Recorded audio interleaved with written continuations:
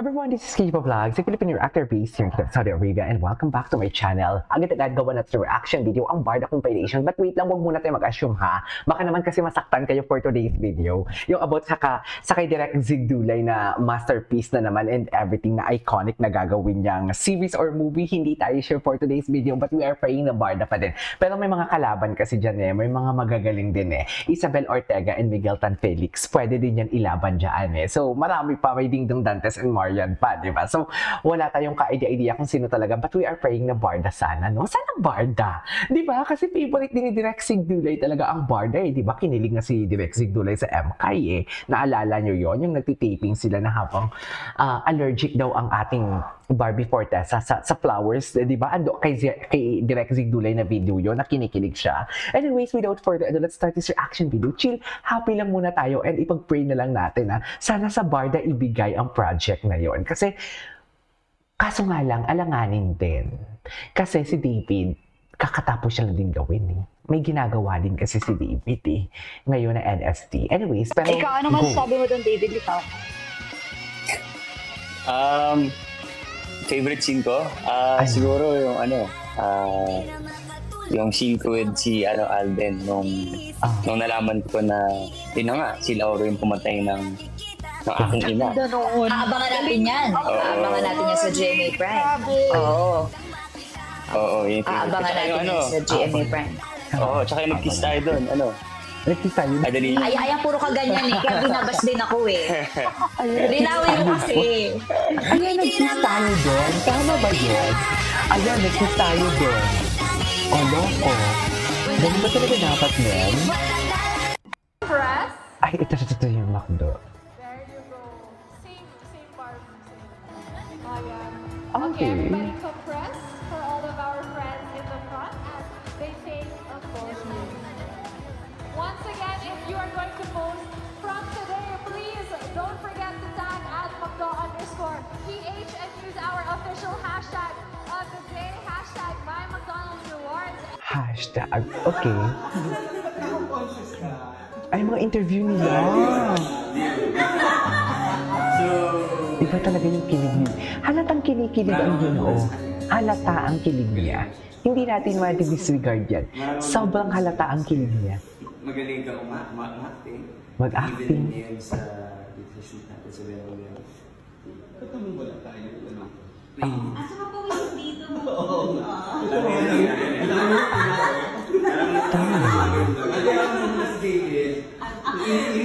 Mainit daw sa Tagaytay, lamig-lamig naman. Nga dapat eh. Ay, okay. Ay, not expect, not planned. Oh my God, I love it.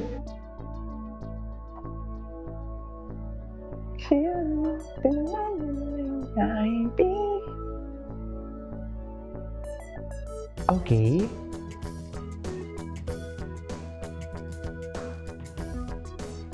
Anyways, ay, catch the moments. Ay, mga moments. Bakit ang daming mga content creator ngayon ng Barda na gumagawa for today's video? Anong meron? Na para bang may natunugan? Parang maraming nagchichika about sa Barda ngayon na para bang may natunugan na naman silang bago. Na para bang happy-happy sila ngayon. Hindi na yung background music na malungkot ang ginagamit nila. Yung totoo, anong meron? May natunugan din ba kayo? Sino to? Si Genre? Ang gwapo niya talaga. Ay, wait, seems like me. Oh, nakalimutan na natin yan for today's video. Yan ba yung suot niya? Yung sando? Yan ba yung suot niya? Oo nga. Yan nga yung suot niya. Ay, suot-suot pa din ang binigay ni Mami. Hindi mo kaya. Tama ba? Oo, suot. Yan nga. Yan nga. Di ba? Oh, iba pag binilhan ka ng nanay. Iba. Pag ang nanay nagbigay, iba yan for today's video. Ay, ano chika? Ano chika? Some of you were curious about why I decided to leave my first job in a previous video. Here's why. But Pasado first, I siya. don't really think I got to talk about what I actually do. So I am working in the digital media industry, so it's not this, nor this. Sa it's digital not media creative. pala siya. It's really more so data, numbers, budgets, and yeah. The reason why I found my last day quite difficult to get by was because I really enjoyed my time there. For some reason, there's this post about like this weird relationship or attachment to the building, which is honestly something that I also do feel. So me leaving is a career move. I found myself needing more, wanting more responsibility, more opportunities to learn. Basically, gusto pahirapan sarili ko. But jokes aside, Richard Nixon did say, finest steel goes through the hottest fire. So if you're curious about how I arrived at this conclusion, Ang galing niya questions I asked mag-English. Yan myself ba, to Jim? arrive Yung at this sinasabi mong decision normal before I Chinese lang passed na my pagiging resignation, racist let mo. me know in the comments. Walang-wala nga yun, Jim. That's Yung it, pronunciation so- mo eh. Sa totoo lang. Di ba, Jim? Ay, wait. Spot the difference, love team versus workmate. Yan yung sinasabi ko. O, loko. Buti naman, Miss Sally, ginawa nyo to ng, content. Buti na lang talaga, Miss Sally, ginawa nyo to ng content or else magwawala ako. Wow. Di ba? Wait lang. Asa na ba yon? Buti na lang talaga, ginawa nyo to ng content or else i-elbow ko kayo. Charis, i-elbow naman pala for today's video. Di ba? Oh, iba ang love team, iba ang workmate. At iba ang love team sa iba ang may special something. Ang Barda kasi love team na may special something eh. Ibahin niyo po. Wait lang, better OA than toxic. At least OA is happy, toxic is bitter.